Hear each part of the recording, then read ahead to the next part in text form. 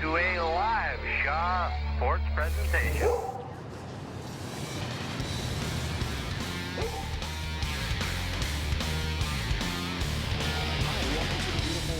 Archie Browning Arena in fantastic Victoria, British Columbia. I'm Sept. I'm C3PO. And we're going to be your hosts for the next hour or so. We are coming to you live with a junior roller derby showcase, Team Salt versus Team Peppa. Yeah, this showcase is featuring skaters from the in-house Rotten Apples Junior Roller Derby League with the Eves of Destruction here, as well as friends of theirs from up and down Vancouver Island. So it's really a showcase of the best junior roller derby talent on Vancouver Island. Cool. So you say junior roller derby. What kind of age group are we talking about for that? Their ages 10 to 18, and both teams are going to be having a variety of skaters of a variety of ages in there, different talent levels, different age levels, all mixed up together. So we're really going to get a good cross-section of junior roller derby on Vancouver Island tonight. Awesome. And from what I understand, this is the first time that it's been a junior roller derby showcase. Is that correct? Yeah, we're really wanting to highlight the talent that we have here on the island. Obviously, because we're the Eves of Destruction, we're focused on the Rotten Apples, but we've also got a lot of really great talent up and down the island, and they've come down to play with the Apples as well. So Team Salt versus Team Peppa. It's going to be a great night with the two of them out on the track together. Awesome. And I would say that this is pretty much the future of roller derby right here. These young ones, when they graduate past 18, are going to be playing with the adults, which you're going to see a little bit later. But other than that, I think we're pretty much done here on the track. Stay tuned. Right away, you're going to hear the introductions of the team, and we'll get into the action. Thanks so much. All right, so the Eves of Destruction acknowledge and thank the Lekwungen people of the Esquimalt and the Songhees nations for allowing us to play the sport we love and host our events on their traditional territory. We, as guests, recognize the importance of their historical relationships with the land and continue to this day. All right, so let's introduce our teams here, C3PO. Well, actually, both teams, we're going to introduce all of the skaters, and then we'll get into the action momentarily. Yeah, so starting, we've got 007, that's Mini Meanie. 05 is Skid Vicious. 09, Abstract Abigail. Number 17, Rapella. Number 17 on the other team, Hello Hitty. Number 18 is Curly Fries. 21 is Blackjack. 235 is your captain, Black Eye Suze. That's captain for Team Peppa. 25, Babe Ruthless. Number 26 for Team Peppa is Stitches. 26 for Team Salt is Rosilla. Number 3 is C Rex. 318, Snapdragon. 322 is Bruised Lee. 327, the captain for Team Salt is Bumblebeast. Number 333 is Salem Misfit. Number 404, Abby McStabby. Number 56 is Kitty Catapult. 666, Tuffy St. Marie. Number 8 is Scream Soda. And number 87 is Whirlwind. Perfect. Well, we're right into the first jam here, so let's get into the action. We'll catch up on the coaches, etc. once we get through this. So you're looking at Scream Soda right now, jamming for Team Peppa. Scream Soda is lead jammer, which means that she is able to control when the jam ends, and her counterpart on Team Salt is currently sitting in the penalty box. So this is a power jam for Team Peppa to start the game. That's right. So the power jam opportunity is where the one jammer has the only opportunity to score points as they round the track. That would be Scream Soda right now. Yeah, and she just went through for another 4-point scoring pass there. Now, you can see Bumblebee standing in the penalty box, ready to come back on the track. So Team Peppa here is setting up with a tripod at the back of the pack, try and do defense right away. When you say tripod, what we're talking about is sort of three skaters have not a definite link, but they're within close proximity of each other, almost to try and capture the other jammer. Yeah, sort of a triangle of defense. Two people are facing away from the jammer, and then you have an anchor who's facing the jammer, sort of controlling those two other skaters. One of the things that I think people are often surprised about is that the skaters are sometimes facing the oncoming jammer or they're facing forward, so they can switch position depending on what action they're wanting to take at that moment. As long as you're traveling in roller derby direction, you're fine to face whatever way you want. And that was a big jam put up by Scream Soda. 20 points up there for Team Peppa to start the game here. All right, so we're going to look at the replay here real quick. Scream Soda on the approach into turn 3, almost getting taken out there by the opposing blocker before the tap and the call. So when Soda touches her hips twice there, that indicates that she does want to call the jam off before the 2-minute maximum for that jam. And that was a defensive move, stopping Team Salt from getting any more points during that jam. Okay, into jam 2 here right away. Who do we got as our jammers? On the Peppa side, number 5, is it 5'7", 5'6", Kitty Catapult perhaps? And that is 318 for Team Salt. That's Snapdragon jamming for Team Salt. And Team Peppa again lead. That's Kitty Catapult number 5'6" with lead jam status. Black Eyed Suze is off to the penalty box now, also wearing the pivot cover. Now the pivot, that stripe down the middle of the helmet, is the only player on the track that can receive the star from the jammer. It's a bit of a strategic play that we will likely see at some point in at least one of these games here this afternoon. Correct. Some great offense for Kitty Catapult on the inside of the apex there. Just sneaks by, managing to put up 4 points. Snapdragon, though, right there as well. So both jammers coming around on another scoring pass. So Team Salt making a bit of an angled wall as the reapproach of the Peppa jammer. Coming through, Kitty Cat does tap the hips, calls it off for an additional 4 points up on the board before the end of jam 2. Looks like current score is 32 for Team Peppa and 15 for Team Salt. With 2 jams down, and we're only just a couple minutes into play here. So we've got 007 for Team Peppa on the line as jammer. That's Mini Meanie. Number 25, Babe Ruthless for Team Salt. You can see here too, our head ref for this game is Puma Pants, and joined with Puma there in the middle of the track is Intervener on the left and Bobby Flair on the right. They are your jam refs. They're your watching jam the jammers. refs, yeah. Babe Ruthless coming into a solid wall of Peppa skaters, doing what she can up at the front there. And she breaks through, and that is the first lead for Salt so far. Peppa not too far back. The pack holding position here in between turns 1 and 2. A tripod set up by Peppa, or well, at least was started, and it looks like they broke apart, realizing that the Salt jammer was right on their heels. Peppa making short work of that tripod in the back by Salt, and that was Mini Meanie around for points. Babe Ruthless, though lead jam, is actually a lap behind now in terms of scoring. So Peppa really, focusing on getting as many points as possible while they, and of course, as I say that, that is the announcer curse, and that is Mini Meanie off to the penalty box. Just moments ago, a really nice drawback by 21, Blackjack on the Peppa side had drawn the white jammer back pretty much from turn 3 almost to turn 2, forcing that jammer to come back a little bit further, killing some of that time and keeping them from scoring additional points in this jam. Now we've got Tuffy St. Marie just did some really nice offense there for her jammer. So that's Babe Ruthless going around, picking up 4 points well on a power jam here. The Pepper jammer, Mini Meanie, is standing in the box now, so Salt's power jam is about to come to an end. Nice defensive wall by the Peppa team here. Does cause a penalty. Number 21, Blackjack, is off to the penalty box for a forearm call, and will spend 30 seconds in there. Mini Meanie taking the outside, very agile there around the corner of turn number 3, able to put up some more points. And a tap of the hips will bring Jam 3 to a close. Current score, 40 points for Team Peppa and 27 points for Team Salt as we start the 4th jam momentarily. We've got the captain for Team Peppa, that's Black Eyed Suze wearing the star, up against Snapdragon jamming again for Team Salt.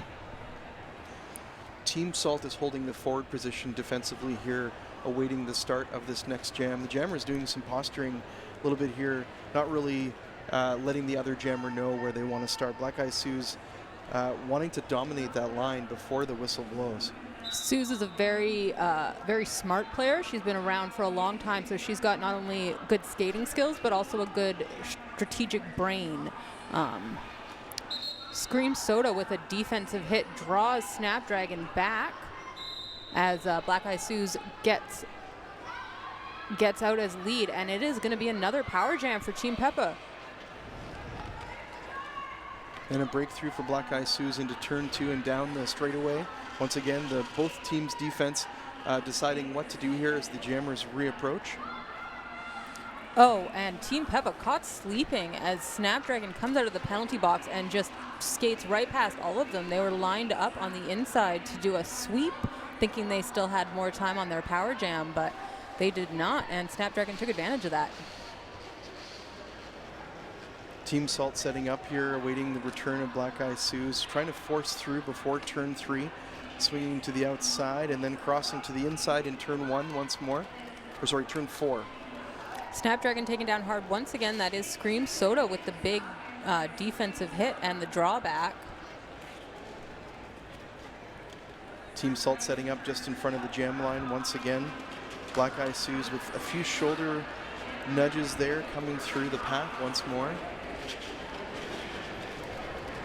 Now Snapdragon still fighting, forcing, only got a couple to beat up the front, and goes through the arms of, I think that was, once again, that was Scream Soda, the last blocker to beat there. And a quick tap of the hips by Black Eye Suze to finish off this jam. Ran a little bit longer than we maybe would have expected, but I think what was happening is that both jammers were doing okay, but Black Eye Suze seemed to have a bit of an advantage in that jam, figuring it's okay this early in the game to run the jam a little bit longer. Just noticing here in my notes that Black Eye Suze actually took the 2018 Rotten Apples Triple Threat Award as well as the Blocker of the Year Award. So that's who we're talking about, who was just jamming in that last one. Yeah, she really can do it all. And good strategy, like I said, from her. Great derby brain. Trusted her blockers. They didn't seem to be having too much of a problem holding Snapdragon back, and so she took advantage of that and was able to rack up some points. Current score now 60-31, and I believe that was a 20-point jam for Black Eye Suze, so a big one there to open up the score. Absolutely. Caught Tuffy St. Marie, number 666 Salt, is the jammer on the white side there. And our jammer on Peppa, who has lead. I believe that is Kitty Catapult again jamming.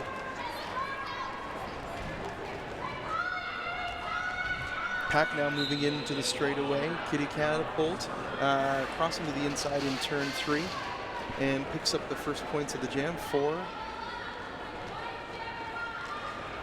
Tuffy St. Marie takes the outside around her own wall, but that, once again, I've been saying the name a lot, that Scream Soda was there in front, ready to hit her. Both jammers now within very close proximity of each other. The pack sizing up the approach in turn 3 and 4.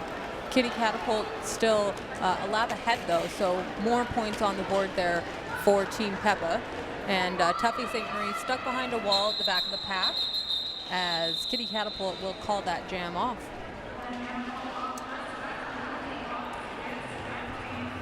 Looks like 3 passes there for Kitty Catapult, just the one for Tuffy St. Marie. All right, so let's watch that last play again really quick. Kitty Catapult crossing, looks like it was going to go to the outside, but then went straight down the middle. And a last final push here before the tap, and that will call off that last jam.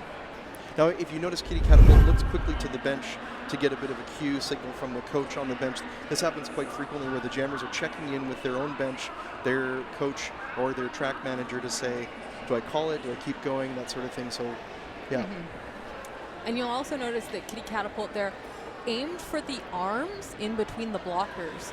So those blockers were holding on to each other's arms, and Kitty knew that if she went for those, they would have to drop their arms, because if they don't, that will be a multiplayer block, and they would be ending up in the penalty box. So that's some smart decision making on the fly. Yeah. Yeah, absolutely. Interesting note, the white jammer, Team Salt, for the last jam was Tuffy St. Marie. Tuffy took the Life in the Fast Lane Award in 2018 Rotten Apples. So yeah, I mean, we're seeing, like you said earlier, the best of the best in junior roller derby here on Vancouver Island. And I'm sure a lot of the audience today for this game so far anyway, a lot of the parents, relatives, grandparents, we've got a really great mix of people here in the audience. If you've never been down to see live roller derby, you should definitely come check it out. Next season, we'd love to see you down here at the Archie Browning Arena. Yeah, next season's action will start usually beginning of April. We get back in here once the curling ice comes out. Yeah, it looks like April 18th, 2020 will be the season opener right here at Archie Browning Arena.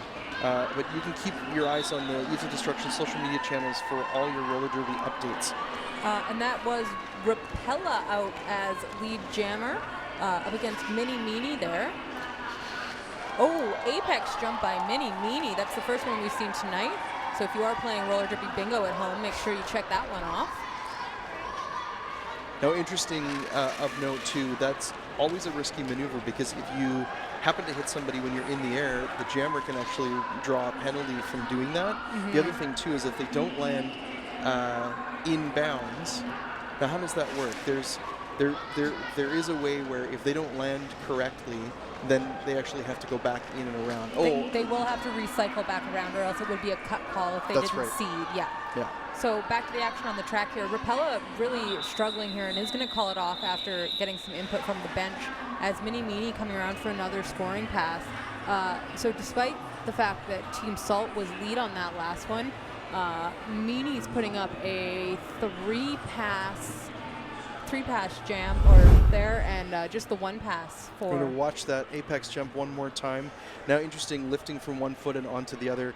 Sometimes jammers will use both feet, but in this case, I think she saw a line. It was an easy enough hop to come through that inside turn.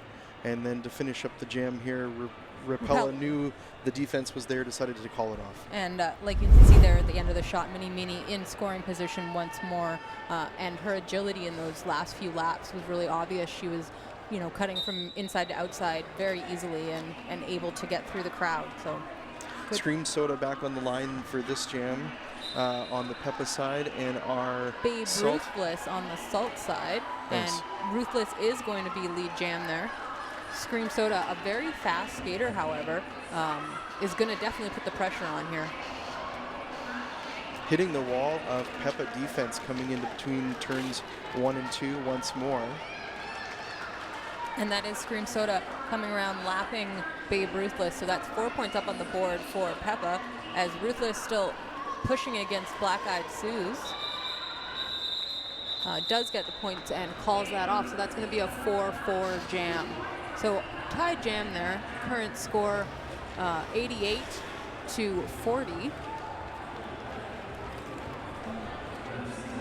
believe that's for Team Peppa. That is for Team Peppa, yeah.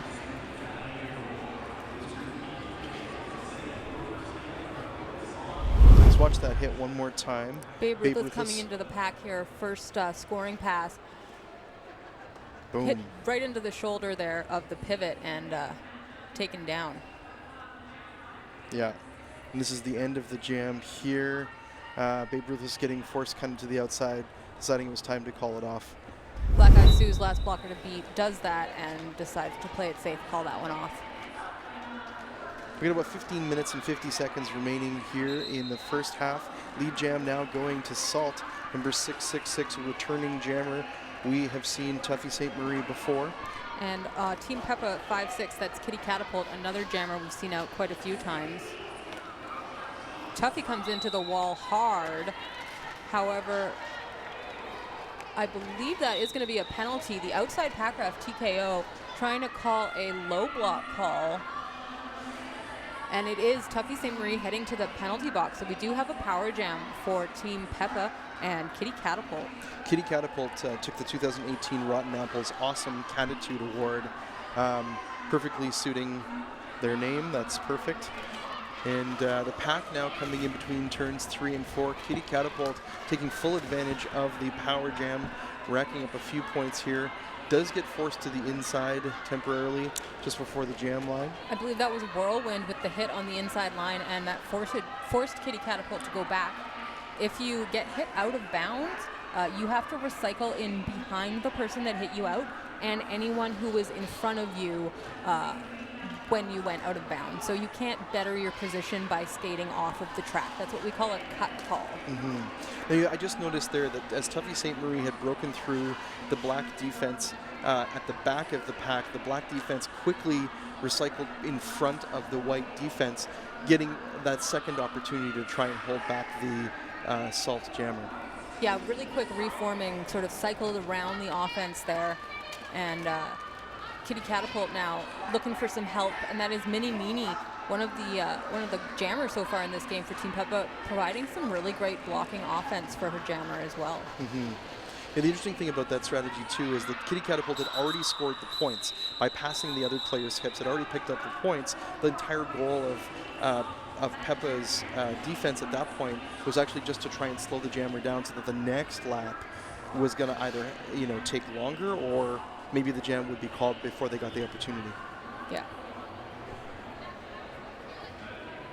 All right, the team's wasting no time at all to get back to the jam line on the track. So despite the score difference at 104 to 48, both teams have had lead jam status 4 times. So that tells me that Team Peppa has really been very effective at stealing points, putting up some big multi-pass jams even when they don't have that lead status. They're essentially on average picking up twice as many points for every time they've had lead and gotten those points in the earlier jams of this first half. As we say that, that's Bumble Beast with lead jam status for Team Salt coming around, and that is Black Eyes Sue's jamming for Team Peppa. So Team Peppa here looking to do some offense and does split the defense. So Black Eyed Sue has a couple of 2 walls to try and beat there instead of the one more formidable 4 wall. Scream Soda, last blocker to beat, knocks Bumblebeast to the inside and skates backwards. This is what I was talking about with the cutting call. Bumblebeast forced to recycle all the way back because the person that hit them out skated backwards to make that journey a lot longer. Really nice awareness by Scream Soda to do that, is knowing exactly where they need to be at the right time. Noticing here that Scream Soda picked up the 2018 Rotten Apples Talking Track Awards. Okay, we're going to go back to replay here quick. This was Bumblebeast coming around the outside, and here is Scream Soda recycled up to the front after knocking the jammer down, making sure that they're in a position. And once more, as the call is happening, that is Scream Soda again with the pivot stripe on, always in the right place at the right time. Scream Soda actually, I believe, only in their 2nd year of playing roller derby. Nice. But she's definitely one to watch. Team Peppa has taken a team timeout, so why don't we go through the officials that we have on the track. So our skating officials tonight, our head ref is Puma Pants, our inside pack ref, Veronica D. Vile, our 3 outside pack refs are TKO, Slicer, and Jill O'Shot, and our 2 jam refs, Bobby Flair and Intervener.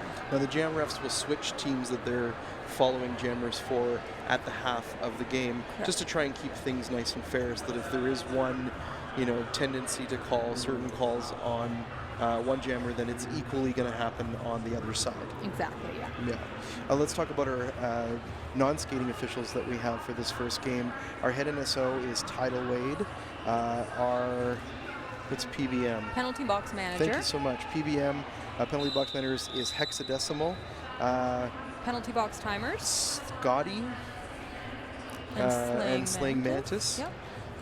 Let's see. Penalty tracking lineup tracking. Is D. Spencer and Melanie C. Jam timer. Is Mahama Bear. Scorekeepers. Is Sinead O'Bronner and Just Dana. And our scoreboard operator is Stacy. Nice. Our alt ref for this game would be DOA. Now the alt ref's job is to communicate with the in-house announcers that are down there, let them know what's happening during official reviews and that sort of thing. So that is Mini Meanie with lead jam for Team Peppa. Meanwhile, Abby McStabby out on the track with the star for the first time for Team Salt, and does just get through there as Mini Meanie coming around on a scoring pass. Team Peppa always getting to reform very quickly, even if the opposing jammer has a good track length. That's really good awareness by the Team Peppa defense to make sure that they're ready to go when the jammer gets there, not just as they come into that pack. And you'll see that reforming again. So Black Eye Sue's and 1-8, that's Curly Fries at the back blocking Abby McStabby, and the other two black blockers recycled right up to the front, played a 2-wall at the front to make sure that when the jammer got through, there was somebody else up there. We can see here Black Eye Sue's talking to the other blockers, being the brace in that situation, giving them instruction because they can't see the jammer behind them, but is perfectly positioned to see what the jammer might be doing next. And that tripod was successful in knocking Abby McStabby to the infield, and that was a recycle there. Scream Soda takes a tumble. So Black Eyed Sue's reformed with Kitty Catapult as blockers in that tripod to fill the hole defensively.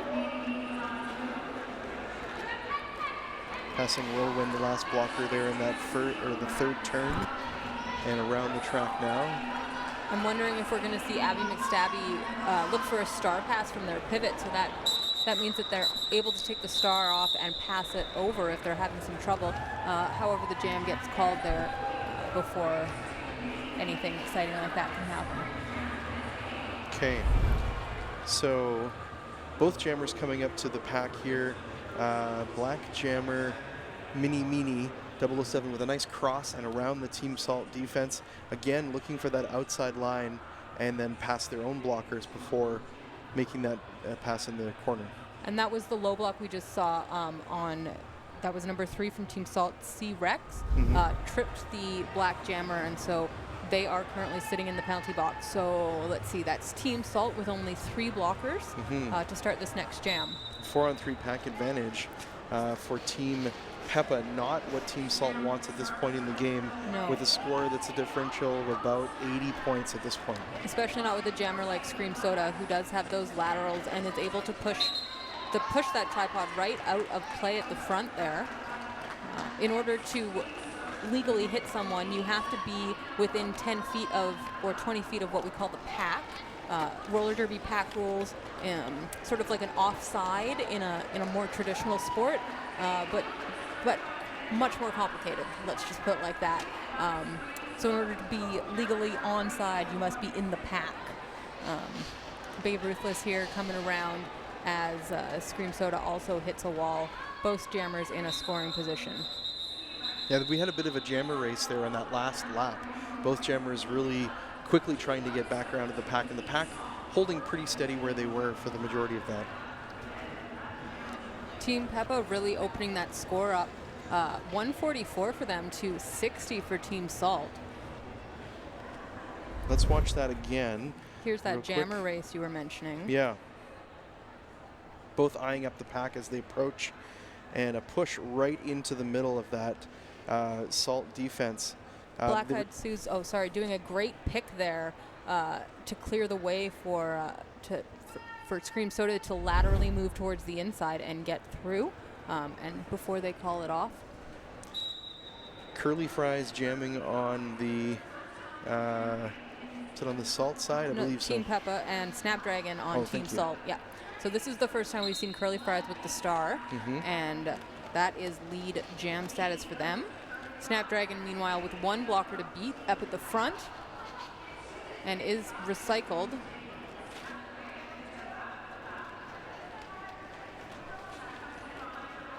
Snapdragon splits the defense at the front there and frees themselves as Curly Fries around for a 4-point scoring pass. And calls that before Snapdragon has a chance to put any points on the board. I believe there's going to be an official timeout here. Yeah, they're having some scoreboard issues down on the track. So let's talk about the action that we've seen thus far.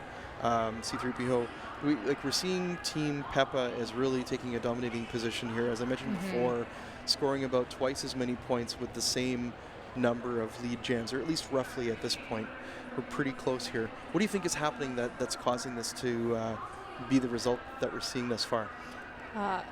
Their defense is just able to hold those Salt jammers back, and Salt just even with the sort of even leads, it's now 7 for Team Peppa, 5 for Team Salt, but even so, that's still a very even split in terms of the lead jammer status. So the difference is really the defense that we're seeing on Team Peppa, able to hold those Salt jammers back, and that's where the score differential is coming. We're seeing lots of multi-pass jams by the Peppa jammers, and Salt just not able to match those. Yeah, one of the things I'm seeing too is the Team Peppa is resetting and getting into position a lot quicker. I'm noticing that Team Salt sometimes doesn't have time to get into proper position because they're almost waiting a little too long. And so if they want to change the differential that we're seeing in the score in this game, I think they're going to have to be more cognizant of resetting a lot quicker and preparing for the return of the opposing jammer, because I'm not seeing a ton of offense from either team. I think they're really playing a defensive game. At least that's what I'm kind of seeing here in the first half. It seems like when the offense does happen, it's one person doing a really quick pick or a really quick just one-on-one hit, rather than the large sweeping offenses. As well, Team Peppa is running a much tighter jammer rotation, so they only had 5 different jammers come out, whereas Team Salt has widened that rotation up to 7. So I think Team Peppa is really, they're seeing what's working, which jammers are succeeding and getting through, and they're just capitalizing on that and playing those jammers more, and that's also contributing to the score differential we have. Right.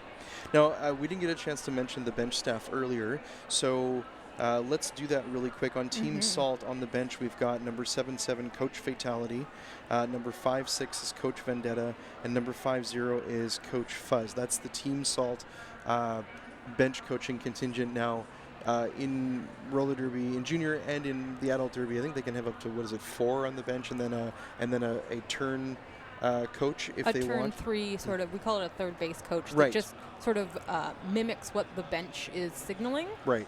So right now they're at 3 out of a possible 4, but each one of those coaches has kind of a different role. One of them is calling out instructions to the jammer. The other one might be managing the next jam lineup, and then a third person to deal with scrapes and cuts and bruises and handing out Band-Aids. The vibe coach. Right, yeah. right. Yeah, a bit more of a mindset, that sort of thing. Yeah. Tell us about the Team Peppa bench staff. So on Team Peppa, we have 1166 Coach Wow, 777 Coach Assault, and 19 Kid Vicious, themselves a former Rotten Apple skater. Oh, okay. So he's got a lot of experience with these skaters, and out there doing a great job for them. Nice. Yeah, it's very common to see coaches are coming from being former skaters or other roles within roller derby. It's not, at least not that I've seen, too particularly common where we see other sports coaches coming into derby fresh and becoming a coach for a derby team. It's a very different game, I think, for a lot of people coming from different sports, although it's not entirely impossible. That probably could happen. Yeah, it is, sort of a unique sport in a lot of different ways, not just the gameplay, but also, the community, the atmosphere, the history of the sport. So it is a sport that sort of grows within itself and is a grassroots sort of feeling, and the coaching staff usually reflect that. So I think we are going to halftime. It looks like the benches are clearing out. So we were told we might have to run these halves a little bit shorter than the standard 30-minute halves. So that might be what's happening here, so that the officials, so that we can keep on time for the second game of the night and deal with the scoreboard issues that seem to be affecting us. Yeah, it looks like we're moving into the halftime event here on the track. So I would say we are at the half here of the Team Salt versus Team Peppa. Yeah. We're just seeing the seeds of destruction on the track right now. These are the under 10 skaters that have been learning to skate with the Eaves of Destruction. So these are the seeds of destruction. Yeah. So this is the future of roller derby. So Right. Yeah, so we're going to go to a break now. Stay right here. Don't go away. We're going to see more junior roller derby action coming up in just a moment.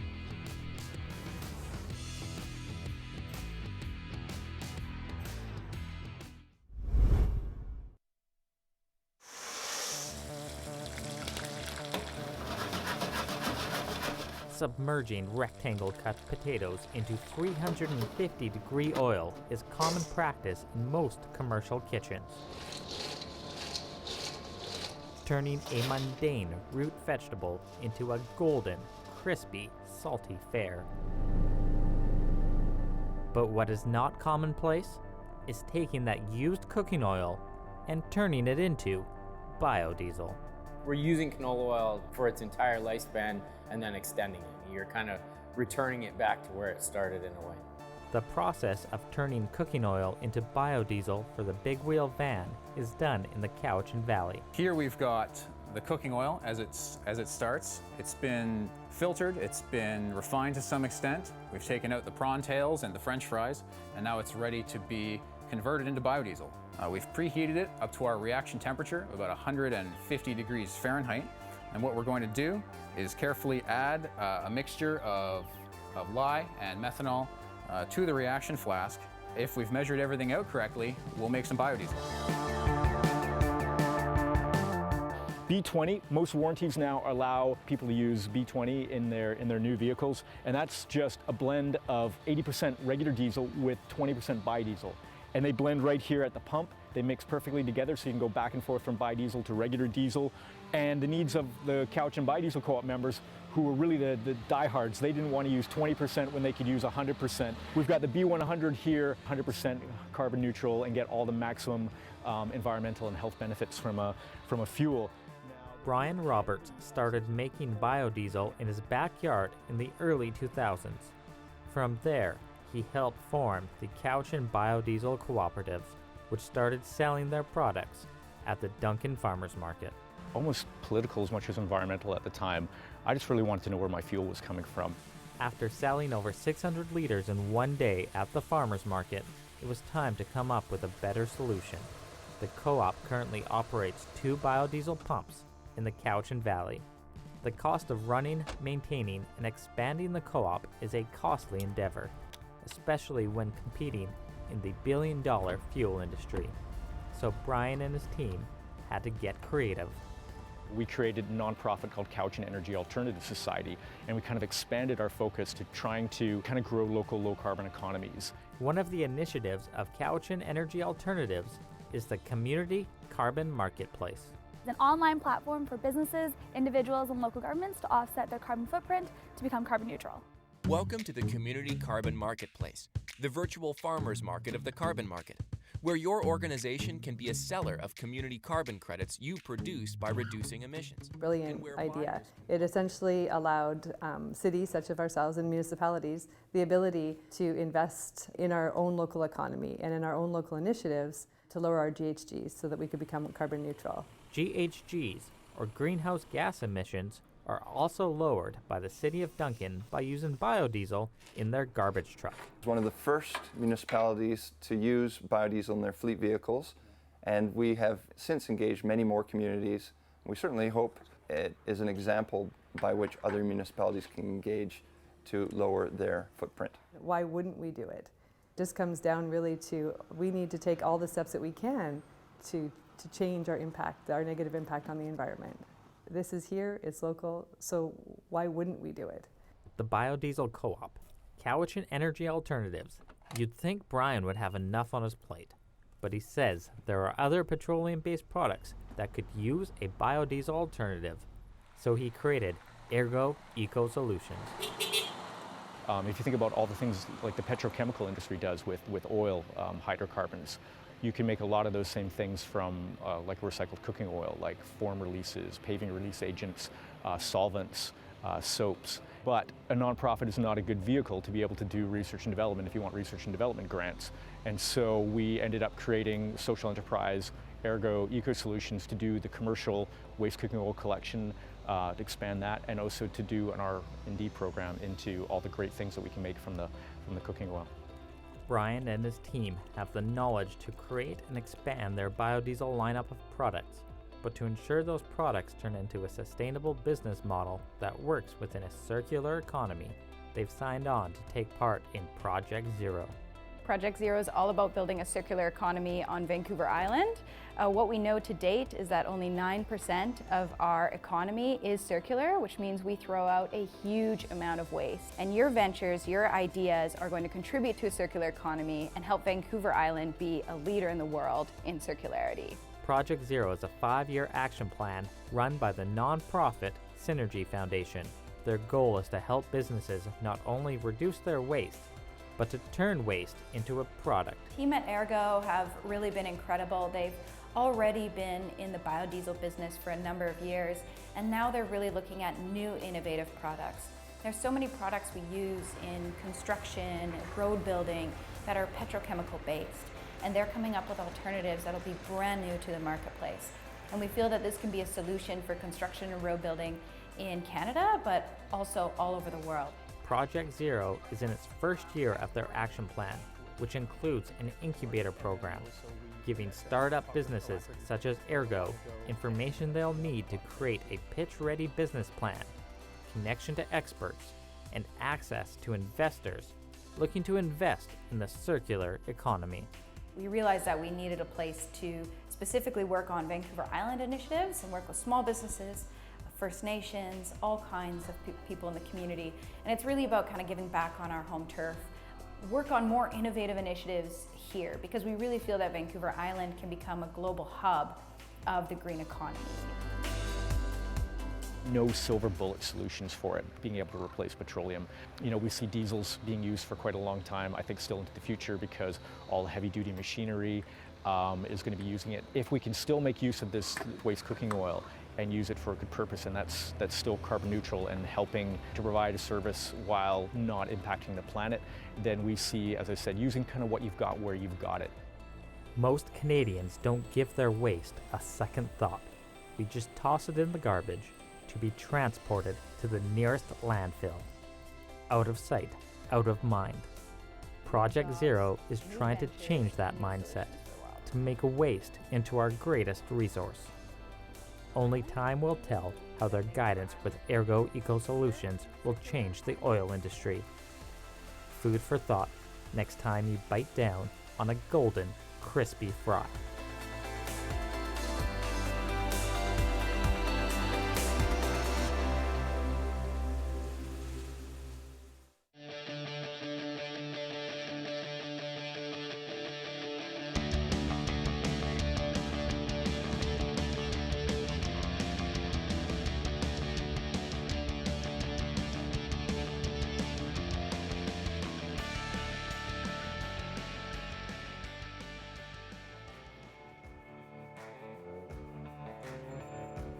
My name is Kyle Pillar. I'm a leading seaman on board HMCS Winnipeg.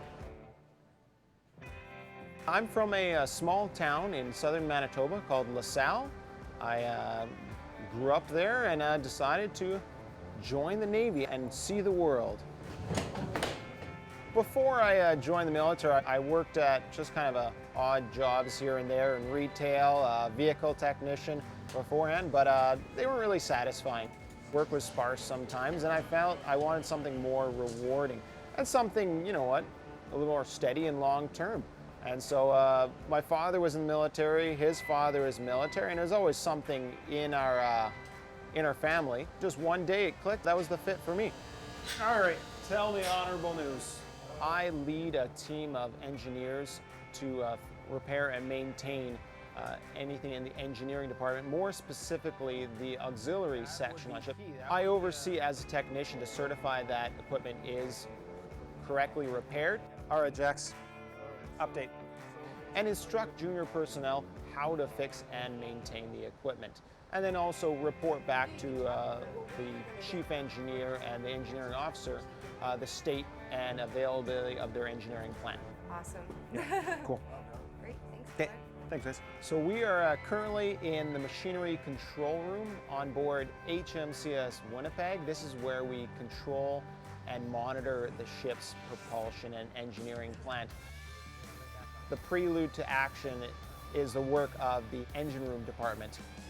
We need the ability to move, we need the ability to float, and we need the ability to fight. There's no emergency services for us when we're out in the middle of the ocean, so we have to be able to take care of ourselves. Marine technicians on board make sure the equipment is repaired and maintained at the highest standards so it's available for deployment. So this here is the cruise diesel engine. Be very cautious, there is decking out in here. This is our peel stick 20-cylinder diesel engine. This is what our workhorse engine, definitely cruiser. But this is, funny enough, our fuel-efficient engine. So this is our acoustic closures for our gas turbines. So all intensive, the airplane engines that we strap to the hull. So these engines provide an output of 25,000 horsepower. If you run both of these two gas turbines together, you're using about 1,000 liters of fuel an hour just to run them at full speed. One of the greatest satisfying moments I get is when something is repaired and something is fixed and back up and fully functioning. It gives me a lot of joy, as they say. Favorite part of my job is actually when I sail. I love when we go fast. So my favorite part is being in the heart of this ship. It's right above our gearboxes, and when we go from sitting still to going full speed, everything shakes, rattles, and rolls, and it is just the best feeling to be had on board this ship. It is definitely one of the coolest jobs. Like, we have a lot of neat equipment on board this ship, and I love the fact that I get to work on it all. I was born in the prairies, and it's funny, I never had the desire or want to go to the sea. And I've never been on the ocean prior to this. It was the job that really enticed me, and then I just fell in love with sailing after doing it. So it was, I guess it was a chance that I took, that if I'd like to be on the ocean or not. It worked. So if you're looking for a challenge and something different, a change in life, I would highly recommend this job. It is an absolute blast, and I've had an amazing time so far doing it, and I know you would too.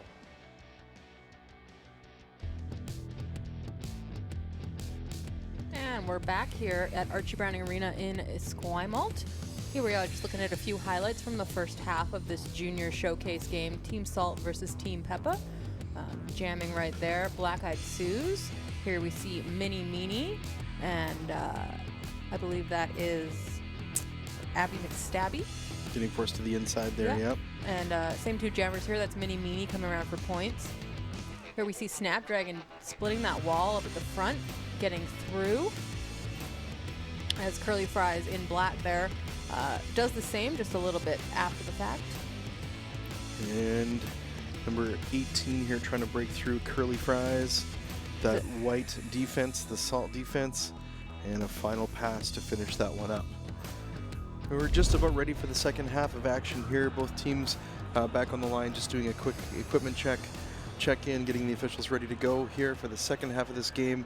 We left you at the half. The score, 144 for Peppa and 62 for Salt. Now, that seems like a pretty big gap, but I gotta say, roller derby is one of those games where you never know what's gonna happen.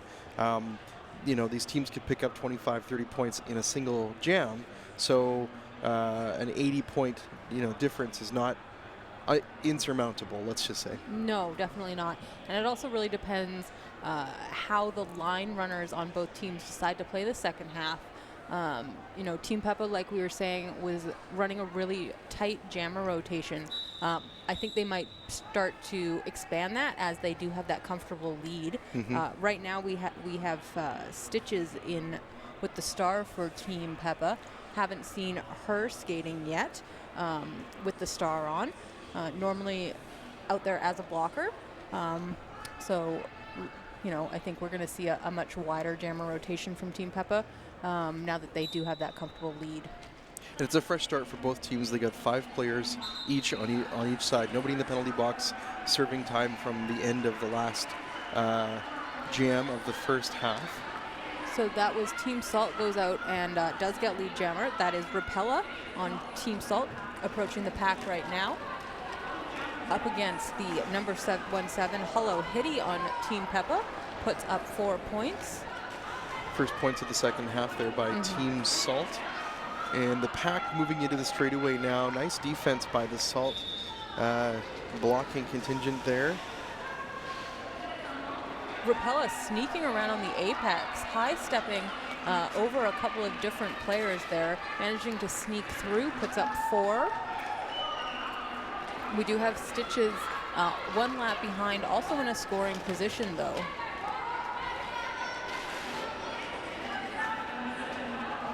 There's Peppa once again with that good defense up front, awaiting the opposing jammer, getting forced to the outside now, and having to reposition back almost all the way into turn 4, behind the jam line, definitely.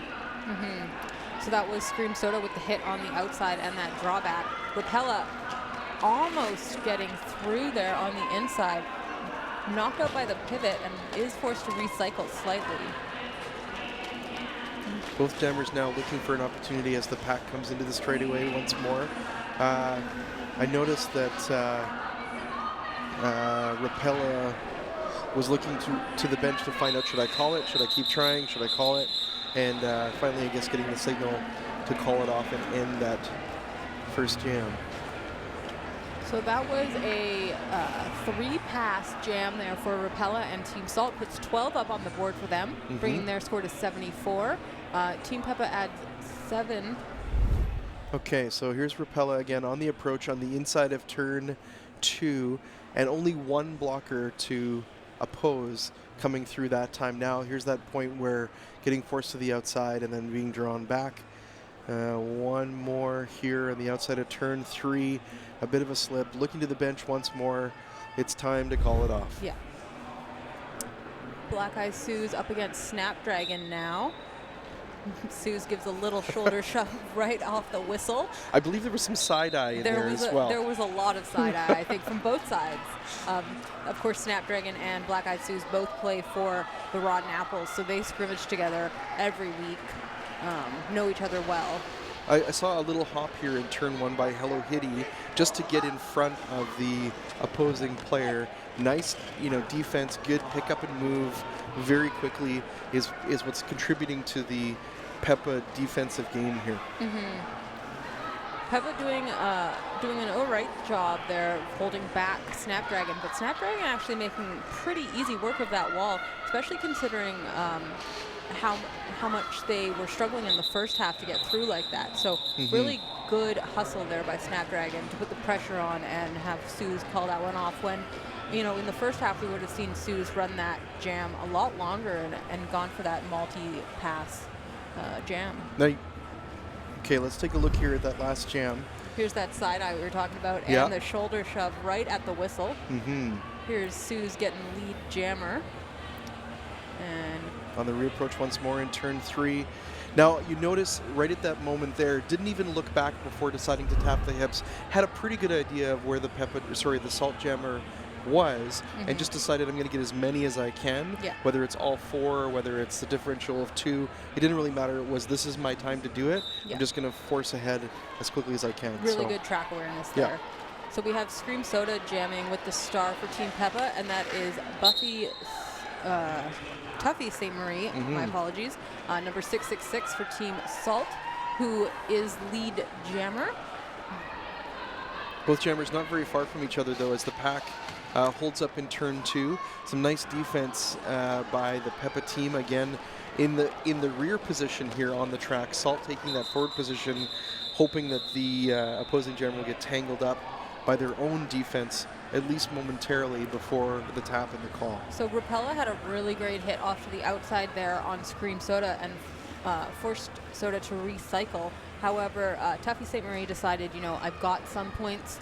It was a 4-1 jam. I'm gonna call it now. Okay. And here's Scream Soda approaching the pack. And this is where Rapella comes in with the hit and knocks Scream Soda to the outside. That was a big one. So Scream is forced to recycle here. However, almost as soon as that clip was happening, Tuffy St. Marie calls the jam off as well. And a completely legal hit there. Yeah.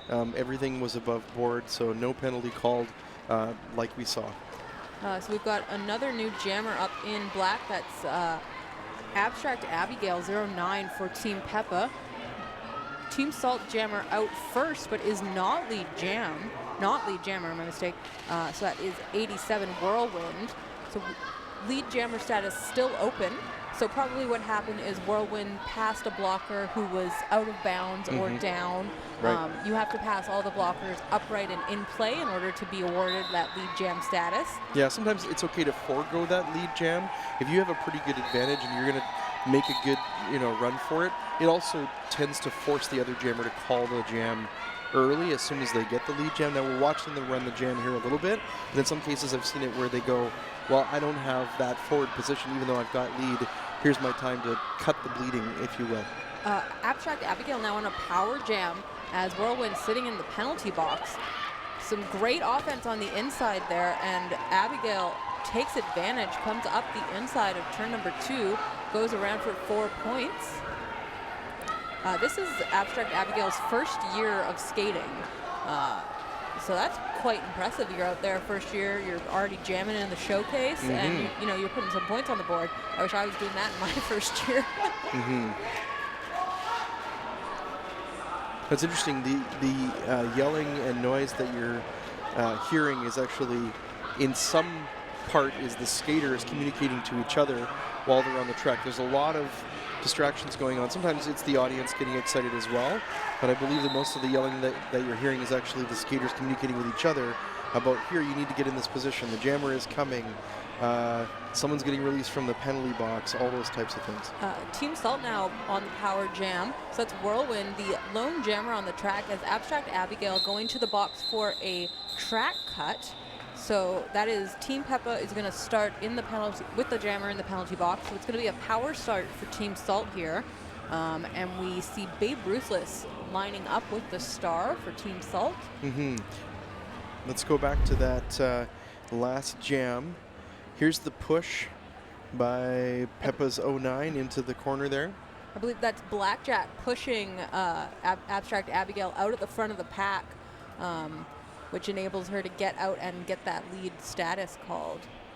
And here you see a low block being called on Whirlwind by outside pack ref TKO, which is what gave Peppa their power jam. And here there was a cut on the inside there, which is why Abstract Abigail is currently sitting in the box. Right, so this power start, you're giving the Salt jammer who picked up lead jam, they have the opportunity to take that and start racking up points before the other jammer even gets to leave the penalty box.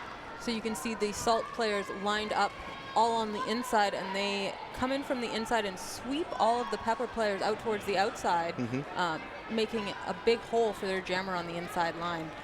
However, Peppa, like we were talking about before, has reformed in front quite quickly. Babe Ruthless now up against 4 blockers once again. Oh, it looks like an illegal procedure penalty being issued on... That was the jammer. Abstract Abigail tried to pass the star off to the pivot, what we were talking about before, that star pass.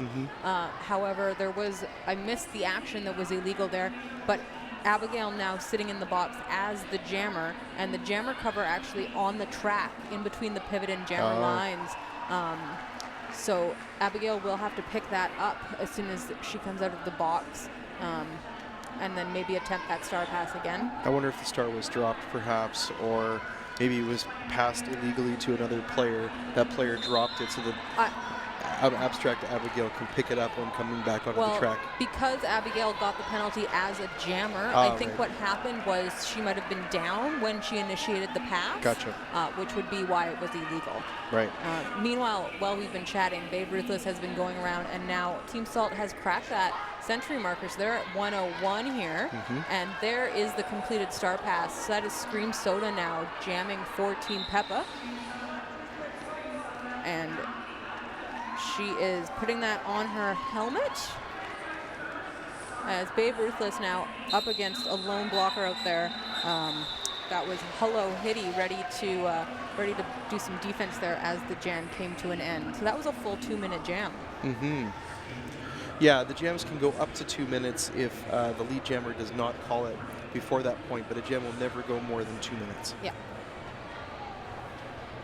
Okay, let's look back at that last jam.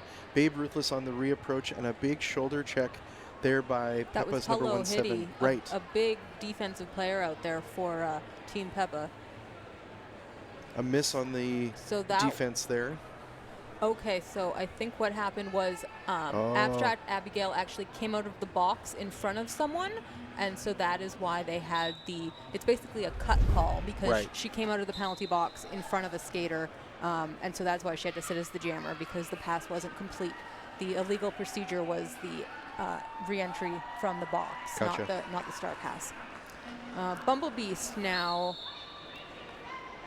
going to the box was the lead jammer for Team Salt. However, that was Velveeta Slicer on the outside calling a back block, and that will allow Team Peppa, I believe that's Hello Hitty, who we were talking about before, now out there with the star rather than the stripe, and on a power jam for Team Peppa.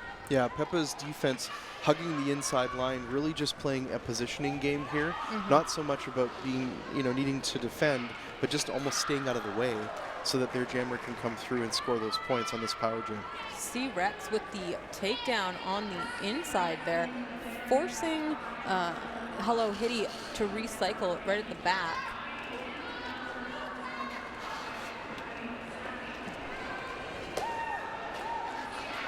Bit of a spill there. Hello Hitty coming into turn 1, and by all of the Salt defense. In the meantime, the Salt jammer, number 327, back out on the track. That's Bumblebeast. And C-Rex, blocker for Team Salt, to the penalty box for a forearm call there. So Salt with one blocker down, still manages to get Hello Hitty out, and Hitty is going to recycle all the way to the back as Bumblebee is looking for some room in turn number 3. Now lead jam has been lost here in this one, so we'll see another 2-minute full-time jam. Yep. It's Curly Fries with the drawback, and we have no pack here. So like I was saying before with that offside sort of rule, when there's more than 10 feet between those two groups of skaters, there's no pack. No one can actually engage with the other team, so you can't do any hitting. Right. Well, at least not without incurring a penalty.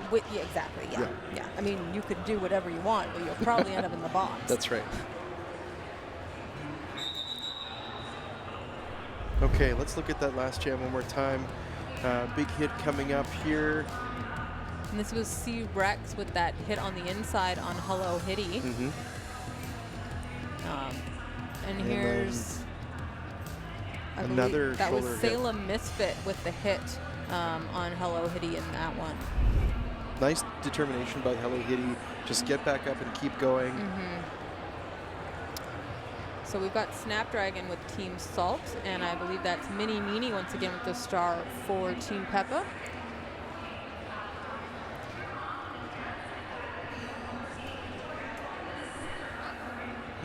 Looks like there's an official timeout going on. Not sure what's happening. Some discussions going on down there on the track.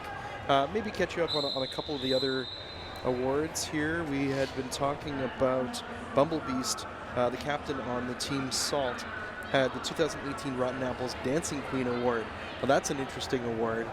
I can only imagine maybe there's some on-track dancing. We haven't seen that here yet. We haven't Usually yet. when the music is playing, the jammers are jamming out. Here we go, Mini Meanie lead for Team Peppa. Meanwhile, Snapdragon has a couple blockers to beat at the front. Rapella doing some offense, but that's still a pretty solid wall up there. Mini Meanie, again, those lateral movements that we've been seeing all night from her, inside to outside, outside to inside, easily skating past the defense, and does so again there. On the reapproach one more time, past turn 3 and 4. making it look easy, and a tap of the hips will call it off for Team Peppa. That was Mini Meanie. Current score 185 for Peppa and 115 for Salt. Let's take a look at that last jam. Here's that lateral I was talking about with Mini Meanie. Right. And once more to the outside. Yep. Easily slipping by. Just focused on getting past that pack. No trouble at all, and a tap of the hips to call it off. Some smiles down on the track. The jammers having a bit of a discussion. Who knows what they're trying to say to get into each other's heads? Yeah. So far this half, Team Salt has actually outscored Team Peppa 73 to 41. So really trying to close the gap there, putting some hard work in the second half, bring that score differential down. Well, I can only imagine what the conversations were like during the half of this game. There must have been, pretty good pep talk in the dressing room to say, hey, listen, we might be behind, but we still have an opportunity to take this game. So they're obviously stepping it up. Something was said, or something switched for them during that half. Now, number 25, Babe Ruthless coming around. Babe Ruthless, by the way, 2018 Rotten Apples Rush Order Award. I'm often curious about these awards. I'd like to know where they come from, but I'm not privy to the background behind the junior awards, but I know that everybody gets one. They're all very funny and appropriate. Nice. Black Eyed Sue's coming around the track. It looks like forcing Babe Ruthless to call that one off for Team Salt. Pretty low scoring jam, 3 to 4. Okay, let's take a look at that last jam one more time. Babe Ruthless on the approach here and busting through the wall, but did take a bit of a spill. Didn't really slow the jammer down too much. And then one more time to the outside and a bit of a trip there. And that is when Ruthless decides to call it, because Black Eyed Sue's, who is not in the frame there, was approaching the pack quite quickly and was in scoring position. Okay, our jammers this time around, Tuffy St. Marie up against Kitty Catapult, I believe. It's been a while since we've seen Kitty jamming for Team Peppa. Last time Tuffy was out jamming for Team Salt, she was lead, but did call it pretty quick as soon as she was able to get points. Tuffy St. Marie getting forced to the outside and having to get drawn back now. Oh, Mini Meanie going the wrong direction into that wall of white. Don't see a call, though she is going to the penalty box, so maybe there was a call on that one. Regardless, both jammers in scoring position here, and that is Kitty Catapult. You can hear the bench yelling, call it, call it, call it, and she does after she manages to get through. 4 points on that pass. 1 for Team Salt. Yes. Scream Soda taking the jam star once more for Team Peppa. And Team Salt jammer. That's Whirlwind for Team Salt. So again, we're in a position where both teams have had lead jammer an even amount of teams in the half. So that's 4 and 4 so far, which is at jam 8 in the first half. That was the same split we saw. Now here's Tuffy St. Marie coming through and then to the outside, getting one last push and then getting forced back. And this is where that clockwise direction of gameplay penalty came, as Mini Meanie just colliding with the wall of Salt players. You can't do that. Derby has to be played in derby direction. It's one of the first lessons you learn. Oh, looks like we may have an official. We do. We have an official review down on the track. And that is Team Peppa with an official review.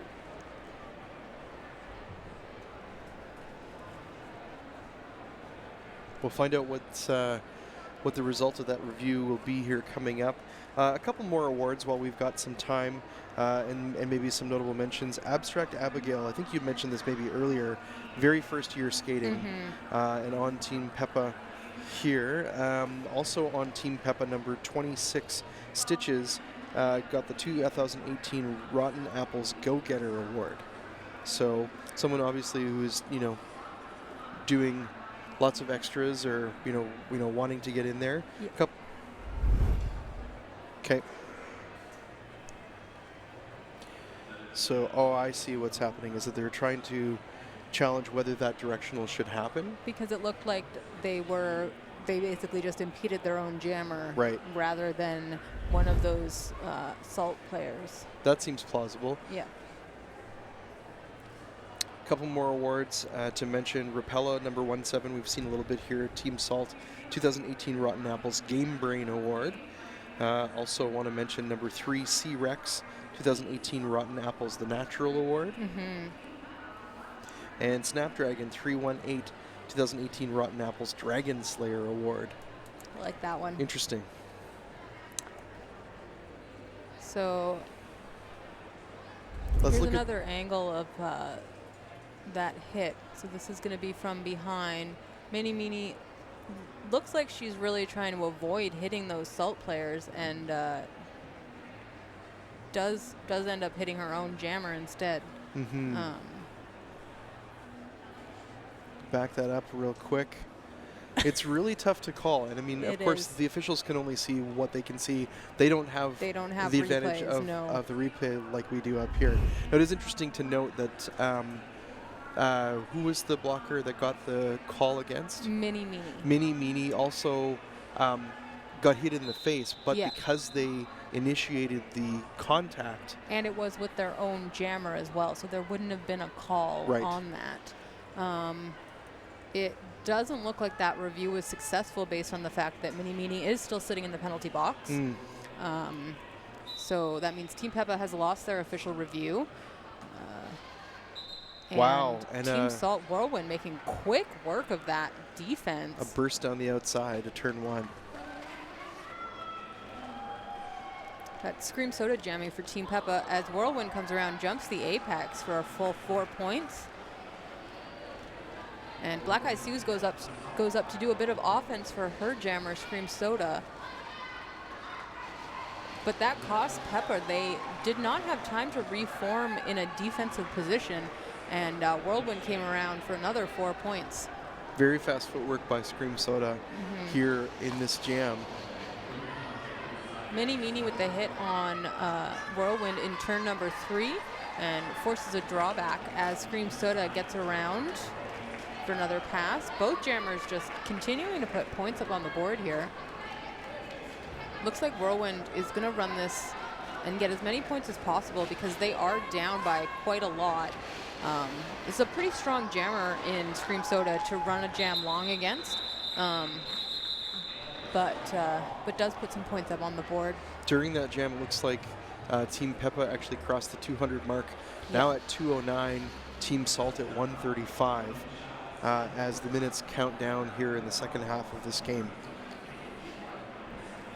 Yeah, we do have just under 11 minutes left to play in this game, this junior roller derby showcase. And here's Whirlwind with that jump over Black Eyed Sue's. And here's from another angle.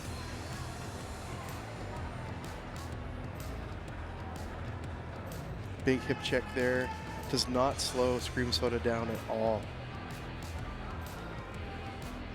And that's Whirlwind coming through, checking in with the bench. The bench is indicating she should call it, and she does. Okay, into the action here in this next jam.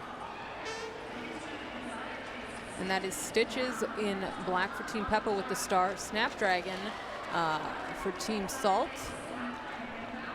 Both jammers struggling against the defense, but it is Stitches out in front, lead jammer for Team Peppa.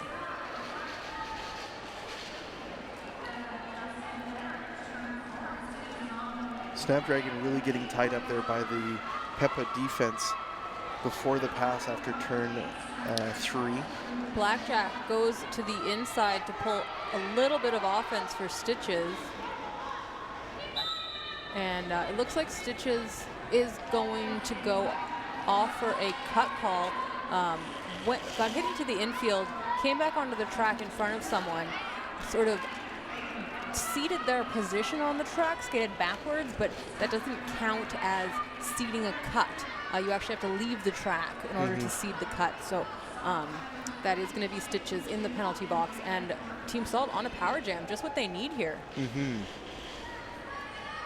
Pack really condensed into turn 1 and turn 2. Finally, the pass there by Snapdragon, and around the track, the Pack not moving very far from that second turn. Communication from Snapdragon to her defense. Clear the path, I think, is what Snapdragon is looking for. Notice Snapdragon holding. Yeah, go ahead. Sorry, Mini Meanie just with a big hit on the infield takes Snapdragon out. Snapdragon making sure her mouth guard's still in place, I think. I noticed that, yeah, there was the reach up to the face, so not really sure what the hit was. You can see the determination here to finish this game strong for Team Salt. Snapdragon really pushing even harder than we've seen her push in the earlier parts of this game. So Snapdragon has been out with the star the most times for any jammer on Salt. She's been out there 6 times. So here's Stitches on the approach, looking for that inside position, does get forced to the inside. So here's the cut, comes in front of Rapella, goes behind, but doesn't actually leave the track to cede the cut, which is resulting in that penalty called by her jam ref intervener. There's that hit once again on Snapdragon. And that face of, I'm going to get you. I'm coming back. Man, if looks could kill, right? Okay. Back into the next jam here. Curly Fries, and I believe that's Whirlwind out there for Team Salt. Whirlwind had a really great jam for Salt the last time. Nice awareness by Whirlwind, making sure to leave the track. Hesitates and doesn't jump back in behind Mini Meanie, and that gives Meanie a chance to skate backwards and force her to recycle even more. C-Reds with the offense. I think it was one of those things where really doesn't want to incur a cut track at this point in the game. So to be safe, wait to see what the officials are doing, maybe even, gauging what the blocker is doing, because if the blocker saw the leaving of the track, could theoretically assist in an official review if they needed to go to that point. So it is another power jam for Team Salt. So that's Whirlwind out there. Team Salt as Curly Fries sitting in the box.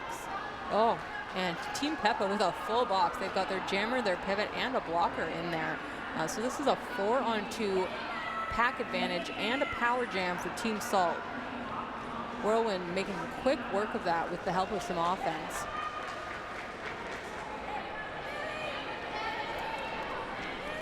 Pack really holding up here between turns 1 and 2. Looking for a pass. Okay, Whirlwind passing the star, and that is going to be number 333, Salem Misfit with the star now.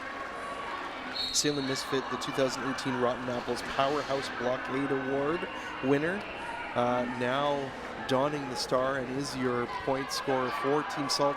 And just the right time, too, because now has a power jam. Another power jam. So this is the second Team Salt power jam in this jam. By 2 different skaters. However, two different jammers in scoring position. That's However, right. Salem Misfit now going to the box for a back block. So we are going to have a jammer swap in the penalty box. And looks like Team Peppa will start this next one on a power jam, power start. But interesting, because of the way that this jam ended, this means that both jammers actually start in the penalty box. Okay, let's look at that once again. Whirlwind making easy work on the outside, and then... That's the back block. Right. Looks like, yep, and intervener is calling that one. And here's the star pass to Salem Misfit. Now, because Misfit didn't put the star on before she passed those blockers, she is not going to get any points for that. Right. And would that have been the back block? Or was that a back block at the very end of the jam that would have sent Salem Misfit to the penalty box? It didn't really look like a back block. Maybe it was a forearm call. Oh, okay. And that is Curly Fries, the lone jammer out there for Team Pepper. Very quick power start, actually, as Salem Misfit now back on the track. Up against Mini Meanie. Last blocker to beat. Yeah, Salem Misfit would have only had to serve the same amount of time that the opposing jammer had served in the penalty box. Yeah. That's why they were released that so much quicker. quickly, yeah. So here's Curly Fries coming around from another scoring pass as Salem Misfit getting, coming up against those. That's Jack Black, just does not give up. Pushes Misfit out with a big hit there. So we are going to call this jam off. Make sure Salem Misfit is okay, and take a bit of an official timeout here, get everything sorted. Mm-hmm. We are down to the last 4 minutes of play.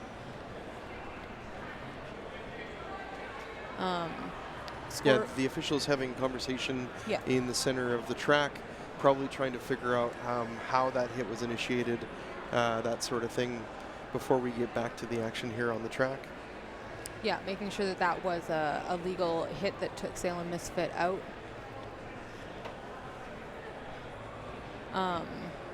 Current score now 154 for Team Salt, 225 for Team Peppa. Yeah, I think we're sort of late enough in the game that I don't think that we're going to see a change in the lead in this game. I'm pretty sure that Team Peppa will likely take it. I think at this point, though, it's really just a matter of finishing out the last few minutes of this game and see if Team Salt can close the gap a little bit before they finish this game, the last game of 2019 season. Yes. And as we mentioned earlier, the 2019 season for Eves of Destruction will start up again on April 18th, 2020, right here at the Archie Browning Arena. But keep your eyes peeled on the Eves of Destruction social media channels, I believe Facebook, Instagram, all those types of things for roller derby updates. And other news that's coming out of the league here at the Eves of Destruction. So let's watch the replay on that again. Let's take a look at the hit. So here's Jack Black coming in. There's multiple shoulder hits. Multiple shoulder hits there. Jack Black also sort of jumping into those hits, which really is not actually legal. So, but it looks like it's the way she fell that that might have hurt her. Talking about the score, Team Salt still outscoring Team Peppa in this half. Interesting. So Salt has put up 92 points so far. Peppa only put up 61. Peppa had such a healthy lead coming into that half. Salt has definitely turned it around in this half and is winning the half. But it raises an interesting point because it's not enough to just outscore the other team if you're behind where you are. Yeah. You also have to prevent points. Yes. So getting lots of points, if you're not preventing the other team from getting points, doesn't really change the final position in this game. No, but I'm wondering if Salt has had more lead jams in this half than they had in the first half, and maybe that's sort of a factor here. So we are back, and that is Kitty Catapult with lead for Team Peppa, and Tuffy St. Marie, gets hit to the inside. That is Hello Hitty, with a big one on the inside of turn number 2.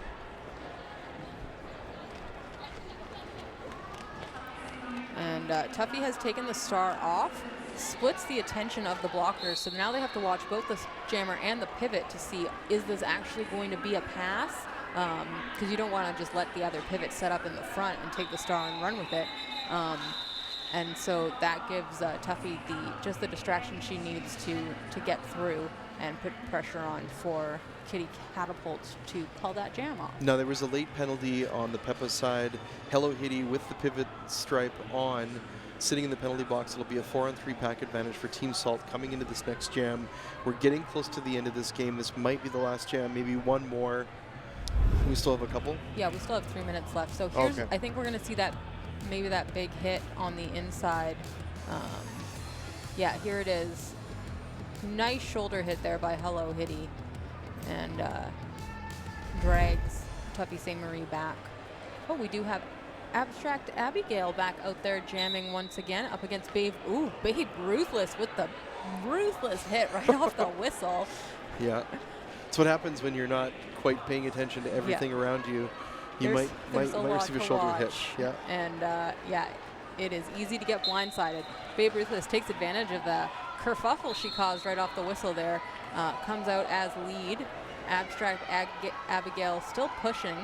And that is Mini Meanie trying to help her out. The pack is split there, so Abigail able to skate past Tuffy St. Marie, who is forced to stop blocking with the no pack situation. Stitches off to the penalty box now, number 2-6. Didn't catch the call on that one, but it'll give Team Salt another 4-on-3 pack advantage. Actually, Salt also has a blocker in the box, so it's 3-on-3 right now. Though Rapella is standing and will be out soon. However, Tuffy St. Marie off to the box to take her place. So it's still a 3-on-3 pack. Abstract Abigail really working the crowd there, coming around. You can hear the cheers for her as she is still in scoring position. Babe Ruthless, though, decides to call that one off. Current score 233 for Peppa, 162 for Salt.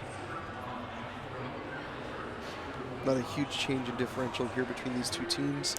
Let's take another look at... Here's the hit right at the whistle. You can see Abigail just not looking in the right direction at all, and Ruthless is going to take advantage of that. Yep. The reapproach here again, Babe Ruthless up against Black Eye Suze and the defense on the Peppa side, and then the tap for the call. Yeah. Just beats Hello Hitty on the inside, decides I'm calling this one. We've got Bumble Beast and Scream Soda up on the line now. Scream Soda with the hit on Bumble Beast. Getting payback there for Babe Ruthless's hit in the last jam. And we do have Scream Soda as the lead jammer. Scream Soda looking to do a bit of a side, what do they call that, a crab walk or whatever, past the corner. Didn't quite happen. Side surf. Yeah, didn't quite happen. And a quick call off there, and it's going to be a 4-4 jam. Looked like Bumble Beast was in scoring position ahead of Scream Soda, and Soda decides it's just not worth it. But I think she might be getting a talking to from Coach Wow about running the jam long. There's a different perspective on that starting hit, the shoulder hit, and then Scream Soda with a cross after the failed attempt at a side surf. Yeah. And threw in the tap. And it looks like that is going to be the unofficial final. 166 for Team Salt, 237 for Team Peppa. Nice game here by both teams. Of course, we didn't really mention it earlier, but this is a mix-up of skaters. Well, we did off the intro. This is a mix-up of skaters from around Vancouver Island, so it's important to note some of these skaters never skated together before, or they've skated on opposite teams, maybe, or and not. Or they've skated on the same team as people, like currently they're skating against people that they would normally be on a line with. Exactly. So, but a great showing by both of these teams. Nice, solid score. Even with the difference in score, I don't think anyone felt like there was a giant disadvantage for either team. I think both teams played their hearts out. We saw a lot of great defensive derby from both of these teams, and what an exciting game. Now, coming up here shortly, we've got the rivals here in Eves of Destruction Roller Derby. We've got the Bells of the Brawl taking on Margarita Villains. Our own C3PO is going to be out there in that second game. Joining me for the second game will be Bad Boys, and so we'll see you here fairly quick for that. Any final closing thoughts, C3PO? Just that, the juniors are coming. We say that every year, but they are coming. There's some really great talent out there. I've been C3PO, and I'm going to run because I got skates to put on. So thanks very much. Stay puffed, and looking forward to hearing you announce the second game as well. Thanks very much. Always a pleasure, and folks, stick around like we say. Have a great game, C3PO, and we'll talk to you soon.